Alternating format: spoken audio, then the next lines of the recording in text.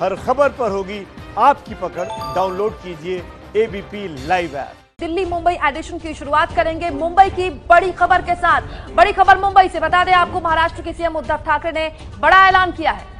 उद्धव ठाकरे ने दरअसल ऐलान किया है कि अगर लोग नियम नहीं मानेंगे और सहयोग नहीं करेंगे तो लॉकडाउन 30 जून के बाद भी आगे बढ़ेगा।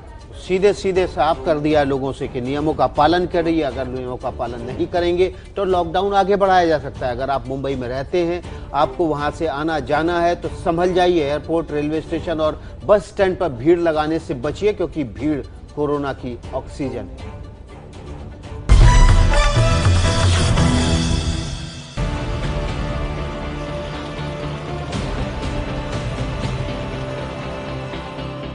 मुंबई की सड़कों पर उमड़ी भीड़, अगर ऐसी ही गाड़ियों की भीड़ लगती रही तो लॉकडाउन बढ़ेगा।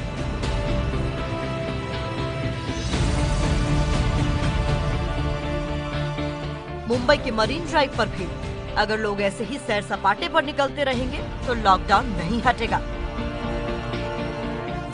बस स्टैंड और रेलवे स्टेशनों पर भीड़, अगर लोग दूरी का ध्यान नहीं रखेंगे तो लॉकडाउन और लंबे वक्त के लिए बढ़ेगा। ये ऐलान खुद महाराष्ट्र के सीएम उद्धव ठाकरे ने किया है। हम लॉकडाउन से बाहर आने की तैयारियां कर रहे हैं, लेकिन अगर लोगों ने सहयोग नहीं किया तो लॉकडाउन दोबारा बढ़ाना पड़ सकता है। महाराष्ट्र में 30 जून तक लॉकडाउन है। हालांकि सरकार ने अर्थव्यवस्था के चक्के को चलाने के लिए थोड़ी थोड़ी छूट देनी शुरू कर दी है, पर लोग नियमों का पालन नहीं कर रहे, बेवजह भीड़ लगा रहे हैं, सड़क पर सैर के लिए निकल रहे हैं। ये हाल तब है जब महाराष्ट्र कोरोना के इस मामले में चीन को पीछे छोड़ चुका है और अब आंकड़ा अगले कुछ दिन में 1 लाख के पार होने वाला है, जो 94,000 तक पहुंच गया है। 24 घंटे में महाराष्ट्र में 3,254 नए केस सामने आए हैं। वहीं 149 लोगों की मौत हुई है। एक दिन में ये सबसे ज्यादा मौत और नए केस हैं। पिछले 24 घंटे में मुंबई में 751 नए मामले सामने आए हैं, लेकिन 97 लोगों की जान गई है। हालात बिगड़ते जा रहे हैं। मुंबई में केस 52,000 के पार हो चुके हैं। अब फैसला मुंबई की जनता को करना है, या तो नियमों का पालन कर लें या फिर लंबे लॉकडाउन के लिए तैयार हो जाएं।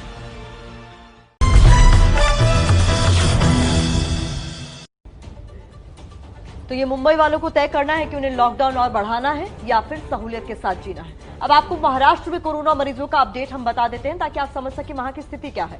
महाराष्ट्र में कोरोना संक्रमित मरीजों की कुल संख्या 94,041 हो गई है। वहीं 3,438 लोगों की अब तक महाराष्ट्र भर में कोरोना से मौत हो गई है। ठीक हो गए मरीजों की कुल संख्या यहाँ 44,517 है। तो महाराष्ट्र का हाल हमने आपको बताया। महाराष्ट्र की ही राजधानी मुंबई वो कोरोना कैपिटल बनी हुई है इंडिया की। अब मुंबई शहर के आंकड़े हम आपको बता देते हैं। कोरोना कैपिटल के मामले क्या हैं? 52,667 कुल मिलाकर अब तक मुंबई में मामले आ चुके हैं। 1857 लोगों की मौत हो चुकी है और ठीक हुए मरीजों की तादाद 23,694 है। तो सुकून भरा आंकड़ा ये है कि रिकवरी रेट भी ठीक ठाक बना हुआ है, लेकिन लगातार संक्रमण के मामले सामने आने की वजह से मुंबई की हालत बेहद नाजुक। जी हाँ, 8:35 हो गया है वक्त और हम दावा करते हैं कि 8:30 से 9 हम दिल्ली और मुंबई की कोई खबर छूटने नहीं देंगे। नमस्ते भारत में अब कहानी मुंबई में लोगों का पेट भरने वाले अन्नदाता की, जिनकी खुद की रोटी पर संकट आ गया है। कोरोना की वजह से हुए लॉकडाउन ने डिब्बे वालों का रोजगार छीन लिया है और अब वो सरकार से मदद की गुहार लगा रहे हैं। साल 1890 से डिब्बे वालों ने मुंबई में लोगों को खाना खिलाना शुरू किया था। अब मुंबई के लोगों और सरकार का फर्ज है कि इन डिब्बे वालों की मदद के लिए आगे आए। रिपोर्ट देखिए। 100 साल से ज्यादा से डिब्बे वाले सपनों के इस शहर की दूसरी लाइफलाइन बने हुए हैं, लेकिन लॉकडाउन ने मुंबई वालों का पेट भरने वालों की रोटी पर संकट खड़ा कर दिया है। हम बात कर रहे हैं मुंबई के उन 5,000 डब्बा वालों की, जो कि लोगों के घरों से खाने का डिब्बा उठाकर उनके दफ्तर तक पहुंचाते थे और उसके बाद खाली डब्बों को वापस घर तक ले जाते थे। आज उनका व्यवसाय पूरी तरह से ठप हो गया है। मुंबई के आरे कॉलोनी की झुग्गी बस्ती में अपने परिवार के साथ रहने वाले ये है कुंडलीक पोकले। पिछले 3 महीने से इनका काम ठप पड़ रहा है। किस तरह से अपना गुजारा कर पा रहे हैं? कैसे ऐसे ही इधर उधर करके अभी कर रहा है। थोड़ा बच्चा होता था तो वही बचा के चल रहा है अभी तक। पोकले की तरह ही 3 बच्चों के पिता रोहिदास सावंत की हालत भी खराब है। पैसे तो खत्म हो ही रहे हैं, लेकिन इसके साथ साथ इन पर कर्जा चढ़ रहा है, वो अलग। 3 महीना सरकार ने बोले तो भाड़ा नहीं देने का, ये नहीं करने का, तो अभी तक दिया नहीं, तो कर्जा बढ़ ही रहा है। अभी 3 महीने का भाड़ा बोले तो 4-4 हजार रुपए से 12,000 बढ़ गया, तो कर्जा बढ़ते जा रहा है। मुंबई के ये वो डब्बा वाले हैं जो कि अंतर्राष्ट्रीय ख्याति प्राप्त हैं। कई सारे मैनेजमेंट के इंस्टीट्यूट्स हैं, हार्वर्ड यूनिवर्सिटी भी है उनमें, जहां पर इनके सिस्टम के बारे में पढ़ाया जाता है कि किस तरह से मुंबई के डिब्बा वाले न्यूनतम गलती करते हुए ये अपना काम करते हैं। यही वजह है कि ब्रिटेन का राजघराना भी मुंबई के इन डिब्बा वालों को पसंद करता रहा है। प्रिंस चार्ल्स डिब्बे वालों के काम करने के तरीके से प्रभावित रहे हैं। शाही समारोह में इन डिब्बे वालों को न्योता भेजा जाता है, लेकिन आज डिब्बे वाले अपनी इस हालत से मजबूर होकर सरकार से मदद की गुहार लगा रहे हैं। 6-7 हजार डब्बे वाले हैं, तो डब्बे वाले के लिए हम लोग ने सबको जो हमारा सरकार 2-2 हजार कुछ दे रहा है, तो हम डब्बा वालों को मिलना चाहिए, ऐसा हम लोगों ने उनको बताया। महाराष्ट्र सरकार में मंत्री असलम शेख ने इन डिब्बे वालों को भरोसा दिलाया है कि जल्द ही आर्थिक मदद दिलाएंगे। मुख्यमंत्री जी से बात करेंगे और महाविकास आघाड़ी का ये पूरा सोच है कि ये ऐसे समय में हम ये डब्बे वालों के साथ पूरी ताकत से खड़े रहेंगे। मुंबई में डिब्बे वाले 2 लाख लोगों तक खाना पहुंचाते हैं, लेकिन इनकी जिंदगी फिलहाल पटरी पर लौटती नहीं दिख रही, क्योंकि लोकल पटरी पर नहीं दौड़ रही। घर दफ्तर तक डिब्बा पहुंचाने के लिए ये लोग लोकल ट्रेनों पर काफी निर्भर करते हैं। दिल्ली मुंबई समाचार में आप शिक्षण संस्थानों से जुड़ी बड़ी खबर जान लीजिए। दुनिया के शिक्षण संस्थानों की रैंकिंग में IIT बॉम्बे, IIT दिल्ली और IISc बैंगलोर टॉप 200 में है। हालांकि पिछले साल के मुकाबले IIT Delhi, IIT Madras, IIT Kharagpur, IISc Bangalore, Delhi university, Hyderabad central university, Manipal academic higher education, BITS Pilani जैसे संस्थान रैंकिंग में गिर गए। इस वक्त की बड़ी खबर, टॉप 1000 यानी टॉप के 1000 संस्थानों की लिस्ट में 21 यूनिवर्सिटी शामिल हैं। ये लिस्ट क्यूवेस्ट वर्ल्ड यूनिवर्सिटी की ओर से जारी की गई है, जिसमें भारत के कुछ संस्थान ऊपर चढ़े हैं, लेकिन ज्यादातर नीचे चढ़े हैं। सिर्फ IIT बॉम्बे है जो कि अपनी रैंकिंग बनाए हुए है और वो नीचे नहीं गिरा है। ये उपलब्धि IIT बॉम्बे की है।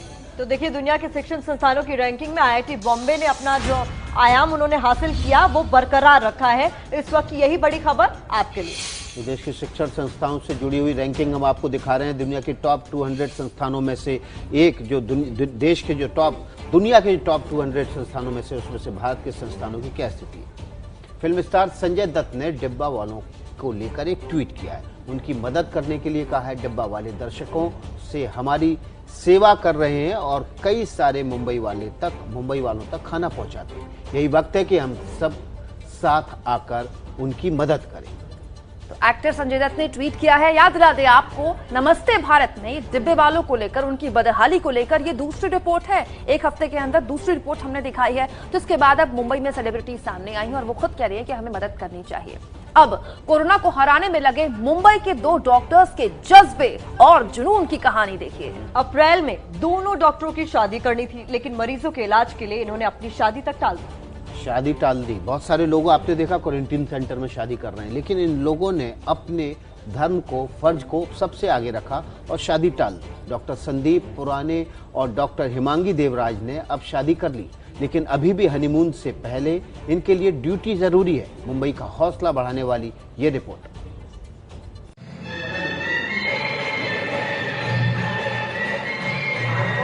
हल्दी की रस्में पूरी हुई और फिर शुरू हुई शादी।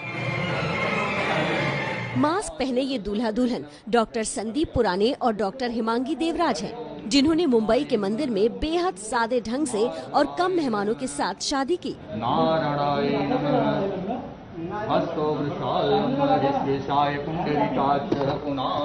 मैं फिलहाल एक मंदिर में हूँ, यहाँ शादी हो रही है और शादी जिनकी हो रही है दोनों कोविड वॉरियर हैं, डॉक्टर संदीप और डॉक्टर हिमांगी। इन दोनों की 26 अप्रैल को शादी होनी थी, धूमधाम से होनी थी, परिवार के साथ होनी थी, लेकिन कोविड ड्यूटी होने की वजह से इन्होंने अपनी शादी पोस्टपोन की।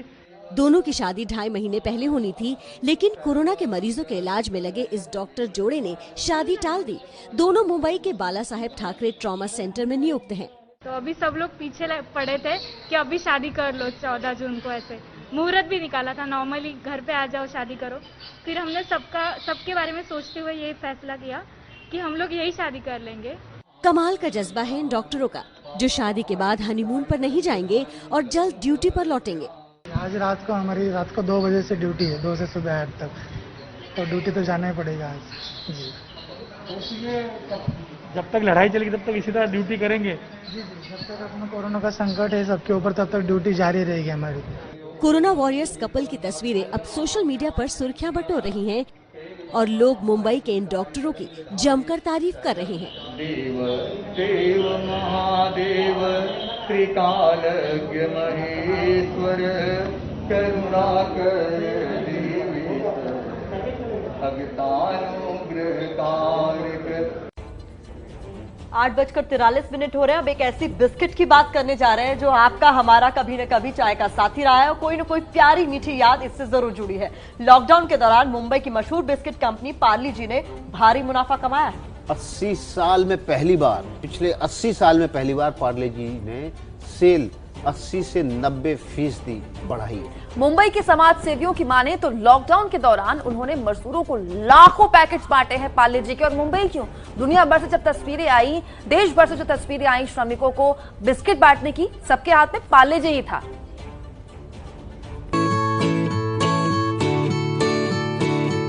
ये वही पार्ले जी बिस्किट है जो लॉकडाउन में कामगारों और गरीबों का सहारा बने। घर वापसी के दौरान भी ये बिस्किट लंबे सफर में इन लोगों की भूख मिटाने में काम आए, क्योंकि सड़कों पर समाज सेवी संगठनों ने मदद के लिए सबसे ज्यादा पार्ले जी बिस्किट बांटे। पूरे लॉकडाउन के दौरान पार्ले जी बिस्किट का किस तरह से इस्तेमाल हुआ, उसकी मैं एक तस्वीरें आपको दिखाना चाहूंगा। मैं इस वक्त हूँ मुंबई के एक जंगल में, जहाँ पर बहुत सारे पार्ले जी पैकेट को इस्तेमाल करने के बाद जो है उसके जो रैपर्स हैं उन्हें बोरियों में भर करके यहाँ पर फेंका गया है, जो मजदूरों को दिया गया, जो प्रवासियों को खिलाया गया। पार्ले जी बिस्किट ने न सिर्फ कामगार और गरीबों का पेट भरा, बल्कि पार्ले कंपनी को फायदा पहुंचाया। मार्केट एक्सपर्ट्स बता रहे हैं कि 80 साल पुरानी मुंबई की पार्ले जी कंपनी ने सेल के सारे रिकॉर्ड तोड़ दिए हैं। शेयर मार्केट में पार्ले जी बिस्कुट का रेट लॉकडाउन से पहले 19 मार्च को 11 रुपए था, जो 80% तक बढ़कर आज 19 रुपए हो गया है। ये भी अपने आप में due to growth in sales, बाजार में शेयर के भाव बढ़े हैं। समाज सेवा के कार्यों से जुड़े ये हैं विक्रम सिंह, जो बता रहे हैं कि लॉकडाउन में पार्ले जी बिस्किट सबसे ज्यादा खरीदा और बांटा गया। मजदूर, जो माइग्रेंट मजदूर यहाँ से लेबर जाते थे, उनको कहीं न कहीं हम लोग देते थे, तो बिस्किट वो खाते भी थे और रख भी लेते थे अपने रास्ते के लिए जो है, तो बड़ा आसानी होता था उसको देने के लिए, क्योंकि बना हुआ खाना जब जब हम देते थे वो 12 घंटे 15 घंटे में खाना जो है खराब हो सकता है। बताया जा रहा है कि 3 महीने में पार्ले जी बिस्किट की सेल 80 से 90% बढ़ गई है और एक बार फिर ये देश का पसंदीदा बिस्किट साबित हुआ है। देखिए, दिल्ली के मुख्यमंत्री दावा कर रहे हैं कोरोना मरीजों के लिए इलाज के हर हालत में बेड का इंतजाम किया जाएगा और ये वो खुद सुनिश्चित करेंगे ग्राउंड पर उतरकर। देखिए, ग्राउंड पर उतरने का दावा तो कर रहे हैं, लेकिन सरकारी दावे और सच्चाई की हकीकत क्या है, इसे हर दिल्ली वाले को जानना चाहिए। ग्राउंड रिपोर्ट देखिए। मेरे सामने रात को 2 बजे से कोरोना का हमारा डेड बॉडी था। आज सुबह 11 बजे के आसपास वो बॉडी लेके गया। दिल्ली सरकार के LNJP अस्पताल में शव के बगल में कोरोना मरीजों का इलाज चल रहा है और दिल्ली के CM कह रहे हैं कि वो बेड के लिए खुद जमीन पर उतरेंगे। मैं खुद निकलूंगा, कल से परसों से मैं खुद जमीन पे उतरूंगा। इलाज नहीं हुआ मैम, कोई इलाज नहीं हुआ हमारे पति के। मुर्गे लगा तरफ का मरवा दिया, कुछ इलाज न करा मेरे पति के। दिल्ली के कई अस्पतालों में चक्कर काटने के बाद इलाज में देरी की वजह से इनके पति कोरोना से जंग हार गए और केजरीवाल अभी यही कह रहे हैं कि वो खुद जमीन पर उतरेंगे। मैं खुद निकलूंगा, कल से परसों से मैं खुद जमीन पे उतरूंगा। लास्ट 3 मंथ से सैलरी नहीं मिल रही, इसलिए हम लोगों ने मास रेजिग्नेशन का डिसीजन लिया। दिल्ली के कस्तूरबा अस्पताल में रेजिडेंट डॉक्टरों को 3 महीने से सैलरी नहीं मिली, इसलिए उन्होंने सामूहिक इस्तीफा दे दिया और केजरीवाल कह रहे हैं कि वो खुद जमीन पर उतरेंगे। मैं खुद जाके स्टेडियम्स को, बैंक्वेट हॉल्स को, होटल्स को तैयार करवाएंगे हम लोग। केजरीवाल के इस बयान को समझने के लिए थोड़ा इतिहास जान लें। दिल्ली के LG और केजरीवाल के बीच एक बड़ा विवाद है।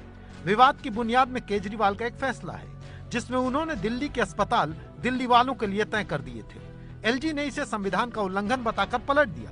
अब केजरीवाल एलजी को उन्हीं के दांव से पटकनी देना चाहते हैं तो बीजेपी उनके खिलाफ है। एलजी साहब ने जो आदेश दे दिया उसको लागू किया जाएगा। चुनौती है, बहुत बड़ी चुनौती है। 31 जुलाई को 80,000 बेड अगर दिल्ली वालों के लिए चाहिए तो लगभग 1.5 लाख टोटल बेड्स की जरूरत पड़ेगी।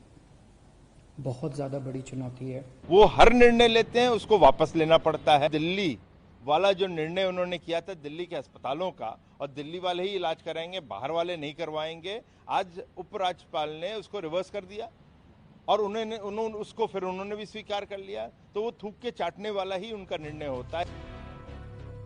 इस सियासत के बीच दिल्ली में बेड और एक्टिव मरीजों के ये आंकड़े देख लीजिए।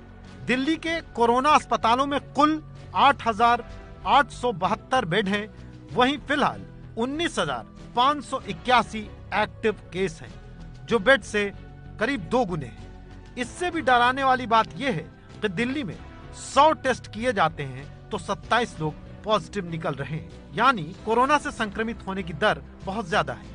हालात बहुत खराब हैं, लेकिन नेता राजनीति में लगे हैं और जमीन पर रक्षा नीति का कोई काम नहीं कर रहे।